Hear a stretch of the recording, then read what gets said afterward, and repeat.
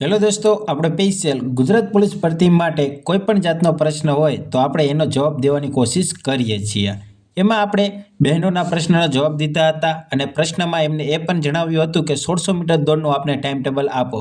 તો સ્પેશિયલ બહેનો માટે આપણે ટાઈમ ટેબલ બનાવ્યું હતું. ત્યારે તે વિડીયોમાં ભાઈઓની પણ કમેન્ટ આવી હતી કે 5000 મીટર એટલે કે 5 કિલોમીટર દોડનું ટાઈમ ટેબલ બનાવી દો.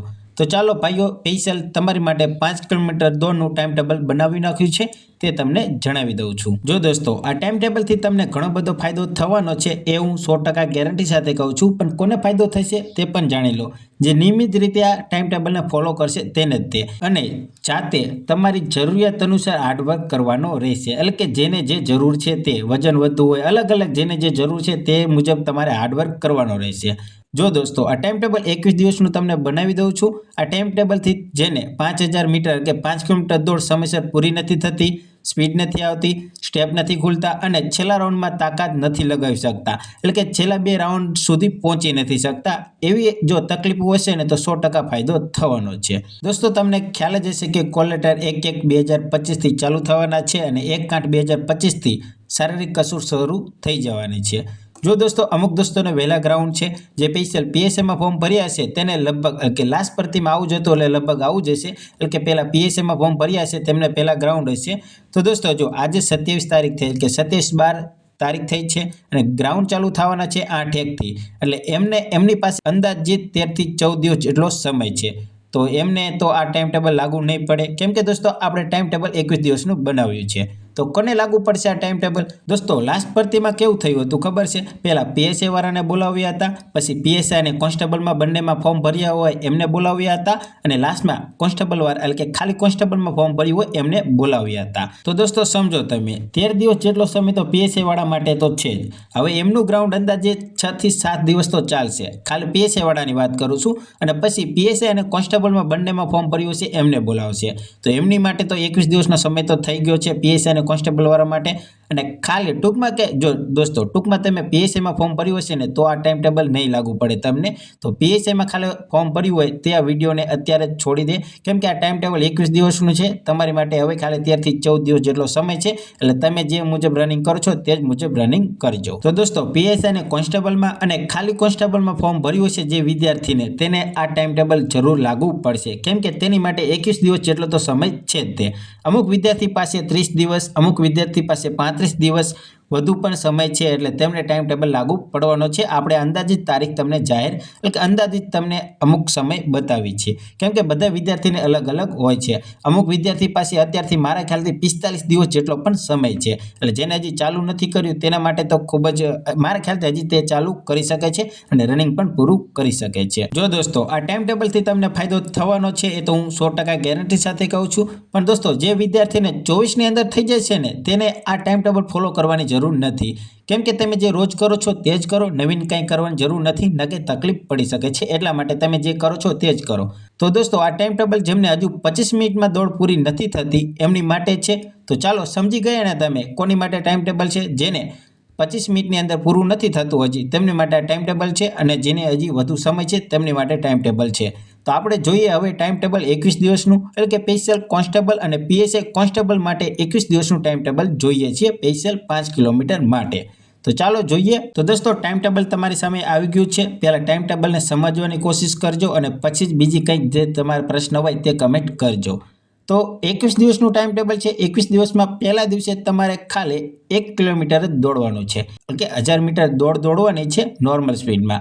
પહેલા દિવસે તમારે 1000 મીટર દોડવાનું છે નોર્મલ સ્પીડમાં, ખાલી નોર્મલ સ્પીડમાં દોડવાનું છે.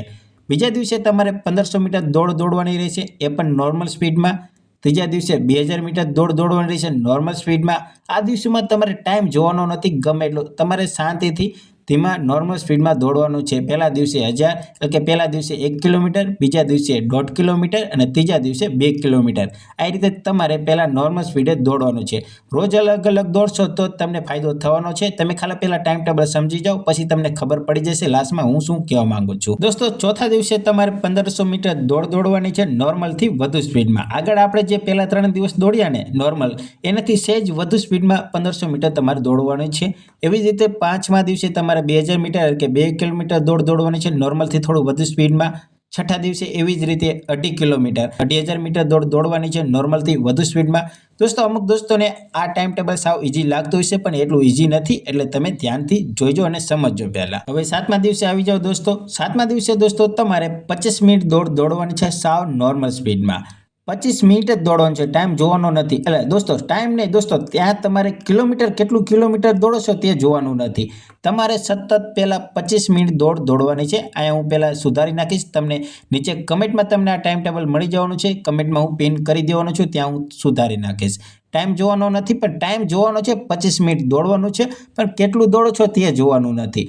25 મિનિટ પહેલાં આપણે સતત દોડવાની કોશિશ કરવાની છે. 25 મિનિટ આપણે દોડવાનું છે. 8મા દિવસે તમારે 3000 મીટર દોડવાનું છે, એટલે કે 3 કિલોમીટર દોડવાનું છે નોર્મલ સ્પીડમાં. નોર્મલથી વધુ નથી, ખાલી નોર્મલ સ્પીડમાં 3 કિલોમીટર દોડવાની છે. 9મા દિવસે તમારે 2.5 કિલોમીટર એટલે કે 2,500 મીટર દોડવાની છે નોર્મલથી થોડી વધુ સ્પીડમાં. દોસ્તો 8મા દિવસે 3 કિલોમીટર હતું નોર્મલ સ્પીડમાં, અને હવે 9મા દિવસે 2.5 કિલોમીટર છે નોર્મલથી થોડી વધુ સ્પીડમાં. તમે જોતા રહેજો. ટાઈમ ટેબલને રોજ દોસ્તો તમે ફોલો કરશો ને તો 100% કહું છું, તમારે ટાઈમમાં ફેર પડવાનો છે, તમારી દોડમાં પણ ફેર પડવાનો છે. હવે 10મા દિવસે આવી જાઓ. 10મા દિવસે તમારે 3000 મીટર દોડ એટલે કે 3 કિલોમીટર દોડ છે નોર્મલ સ્પીડમાં. 11મા દિવસે તમારે છે 5,000 મીટર દોડ એટલે કે 5 કિલોમીટર દોડ છે નોર્મલ સ્પીડમાં સાવ ધીમા. અહીંયા પણ તમારે ટાઈમ જોવાનો નથી. આપણે જો આગળ રહીએ ને 25 મિનિટ દોડ્યા હતા, ત્યારે કેટલું દોડ્યા હતા તે મહત્વનું નહોતું, ખાલી 25 મિનિટ સતત દોડવાનું હતું. અને અહીંયા હવે તમારે 5 કિલોમીટર દોડવાનું છે એટલે કે 5,000 મીટર દોડવાનું છે. કેટલી મિનિટ થાય છે ને તે જોવાનું નથી, ખાલી સાવ નોર્મલ કે નોર્મલ સ્પીડમાં એટલે કે સાવ ધીમા, એટલે કે મેં કીધું છે સાવ ધીમા. અમુક હજી પૂરું નથી કરી શકતા ને એની માટે છે આ.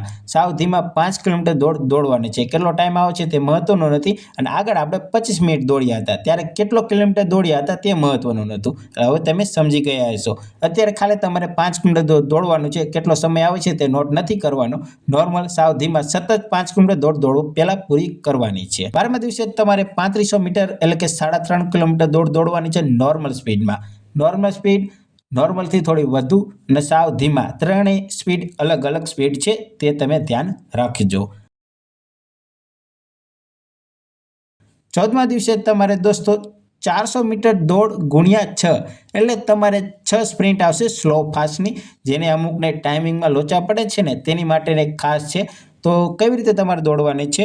200 મીટર તમારે પહેલાં સ્લો દોડવાનું છે અને 200 મીટર ફાસ્ટ દોડવાનું છે, અને કુલ 6 રાઉન્ડ થશે. એટલે કે વચ્ચે તમારે મિનિમમ 2 મિનિટનો આરામ કરવાનો છે.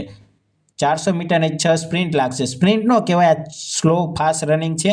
તમારે 200 મીટર પહેલાં સાવ ધીમું દોડવાનું, પછી છેલ્લું 200 રહે ને એ ખેંચી લેવાનું, પછી 2 મિનિટ આરામ કરવાનો. 200 મીટર ધીમું દોડવાનું અને 200 મીટર ખેંચી લેવાનું. એવી રીતે તમારે 6 વખત કરવાનું છે. ટૂંકમાં તમે દોસ્તો હવે સમજી ગયા. સ્લો ફાસ્ટ રનિંગ કરવાનું છે 14મા દિવસે. 15મા દિવસે તમારે 2000 મીટર દોડવાની છે નોર્મલ સ્પીડમાં. કેમ કે દોસ્તો આપણે 14મા દિવસે થોડું હાર્ડ વર્ક કર્યું હતું તેના માટે, એટલે કે હાર્ડ રનિંગ કર્યું હતું તેના માટે 15મા દિવસે 2000 મીટર દોડવાની છે. 16મા દિવસે આવી જાઓ. 16મા દિવસે તમારે 4000 મીટર એટલે કે 4 કિલોમીટર દોડવાની છે નોર્મલ સ્પીડમાં. ટાઈમ તમારે અત્યારે જોવાનો નથી કેટલો તમે દોડો છો નોર્મલ સ્પીડમાં. પહેલાં તમે કન્ટિન્યુ રાખો, તમારે સ્ટેપ બંધે ને તેની માટેનું ટાઈમ ટેબલ છે. હવે 17મા દિવસે તમારે 4.5 કિલોમીટર દોડવાનું છે, એટલે કે 4500 મીટર દોડવાની છે તમારી સ્પીડમાં, નોર્મલથી થોડું વધુ. તમારું જે નેચરલ સ્પીડ છે ને તે સ્પીડમાં તમારે દોડવાનું છે. તમારી સ્પીડમાં એટલે મેં લખ્યું છે, મેં તમને જો 3 સ્પીડ જણાવીને, નોર્મલથી થોડી વધુ અને સાવ ધીમા. 3 સ્પીડની જે એક સ્પીડ નહીં, તમારી સ્પીડ જે નોર્મલ તમે દોડતા હોય તો નોર્મલ, મીડિયમ દોડતા હોય મીડિયમ ને ફાસ્ટ દોડતા હોય ફાસ્ટ. તો મારા ખ્યાલથી કોઈ ન દોડી શકે. એટલે તમારી સ્પીડમાં તમારે 4.5 કિલોમીટર દોડવાની છે. હવે 18મા દિવસે આવી જાઓ. 18મા દિવસે તમારે થોડો હાર્ડવર્ક રહેશે. 300 મીટર સ્લો દોડવાનું છે અને 100 મીટર ફાસ્ટ, અને 8 રાઉન્ડ એટલે કે 400 એટલે કે 8 સ્પ્રિન્ટ રહેશે. આ સ્પ્રિન્ટ તો ન કહેવાય, સ્લો ફાસ્ટ રનિંગ છે. જે 8 હશે, 8 રાઉન્ડ હશે એટલે 3200 મીટર કુલ થશે. કેવી રીતે? 300 મીટર તમારે સ્લો આવવાનું છે અને છેલ્લું 100 રહે ને તો ખેંચી લેવાનું છે. આવી રીતે તમારે 8 વખત કરવાનું છે. હવે દોસ્તો 19મા દિવસે આવી જાઓ. 19મા દિવસે તમારે થોડો હાર્ડવર્ક કરવાનો રહેશે. શેના માટે તો એ તો તમને ખ્યાલ આવી ગયો હશે હવે જોઈને જ. 100 મીટર દોડ છે 12 એટલે કે 100 મીટરની 12 સ્પ્રિન્ટ. દોસ્તો સ્પ્રિન્ટ હું અત્યારે કહું છું પણ સ્પ્રિન્ટ નથી, મેં સાઈડમાં કીધું છે, તમને સમજાવું છું શું કહેવા માંગુ છું. 100 મીટરની 12 છે. કેવી રીતે સ્પ્રિન્ટ મારવાની છે તમને જણાવું. સ્પ્રિન્ટ એટલે કે જે તમે ફાસ્ટ સ્પ્રિન્ટ મારો છો તે નથી, લોંગ સ્ટેપમાં મારવાનું છે, પગલાં ખોલવાના છે, જેટલા જ પગલાં ખોલે તેની માટે. નોર્મલ તમે જો સ્પ્રિન્ટ મારવા જાઓ ને તો તમે 15 સેકન્ડમાં મારા ખ્યાલથી 100 મીટર તમે દોડી શકતા હોય. નોર્મલની વાત કરું છું, અમુક તો 11 સેકન્ડ 12 સેકન્ડમાં પણ પૂરું કરતા હશે. તો દોસ્તો 100 મીટર તમારે ભલે 20 સેકન્ડ થઈ જાય, 20 સેકન્ડ અથવા 25 સેકન્ડ થઈ જાય, પણ લોંગ સ્ટેપમાં પગલાં ખોલીને તમારે મારવાની છે. અને જેને વધુ વજન છે કે ગમે તે, ઓછામાં ઓછી 8 તો મારવાની છે. પણ જેને નોર્મલ શરીર છે ને, જેને કમ્પ્લેટ શરીર છે ને, તેને 12 તો મારવાની છે. 100 ગુણ્યા 12, 1200 મીટર કુલ રનિંગ થશે, પણ 8 છે. પણ સમજી ગયા ને? અને નો સમજણ પડે જો દોસ્તો, ખાસ એક યાદ રાખજો, તમને કંઈ પણ જગ્યાએ એક કે દિવસમાં જો કંઈ સમજણ ન પડ્યું તો કમેન્ટમાં જણાવજો, તમને હું પર્સનલમાં કમેન્ટ કરીને જણાવી દઈશ. તમારે જો 100 મીટર દોડવાની છે, કેવી રીતે 12 મારવાની છે, સ્પ્રિન્ટ એટલે કે લોંગ સ્ટેપમાં તમારે ટાઈમ જોવાનો નથી, ફૂલ ફાસ્ટ નથી દોડવાનું, ખાલી પગલાં સ્ટેપ ખોલવાના છે, ઓછામાં ઓછી 8 તો મારવાની છે. હવે 20મા દિવસે આવી જાઓ. 20મા દિવસે તમારે 1600 મીટર દોડ ગુણ્યા 2 એટલે કે કુલ 3200 મીટર થશે. અને દોસ્તો 1600 મીટર તમારે નોર્મલ એટલે કે 4 રાઉન્ડ, 400 ના જો રાઉન્ડ હશે ને તો 4 રાઉન્ડ મારવાના છે. અને પછી તમારે 2 થી 3 મિનિટ આરામ કરવાનો છે, અને પછી પાછા 4 રાઉન્ડ મારવાના છે. કુલ 8 રાઉન્ડ થશે એટલે કે 3200 મીટર થશે. અને હવે 21મા દિવસે આવી જાઓ. 21મા દિવસે તમારો સાચો ટાઈમ જોવાનો છે. તમે જ્યાં તમારું ગ્રાઉન્ડ હશે ત્યાં તમે કેવી રીતે દોડવાના છો તેવી જ રીતે તમારે 21મા દિવસે તમારે ટાઈમ જોવાનો છે. જે તમારે ટાઈમ થતો હતો ને આગળ 21 દિવસ પહેલાં, તેનાથી તમારે 2 મિનિટ તો ઘટી જશે. હું 100% ગેરંટી સાથે કહું છું. પણ એક જ નિયમ છે, મેં તમને નિયમ જણાવ્યો છે, રેગ્યુલર રહ્યા હશો તો જ 2 મિનિટ તો તમારે ઘટી જશે.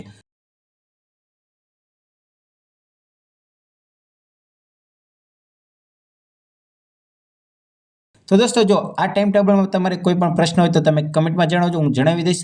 અને દોસ્તો થોડો સપોર્ટ કરજો, તમારી માટે મેં ટાઈમ ટેબલ બનાવ્યું છે એટલે લાઇક કરી દેજો, વિડીયોને શેર કરી દેજો. તો ચાલો દોસ્તો મળીએ બીજા વિડીયોમાં. જય હિન્દ, જય ભારત.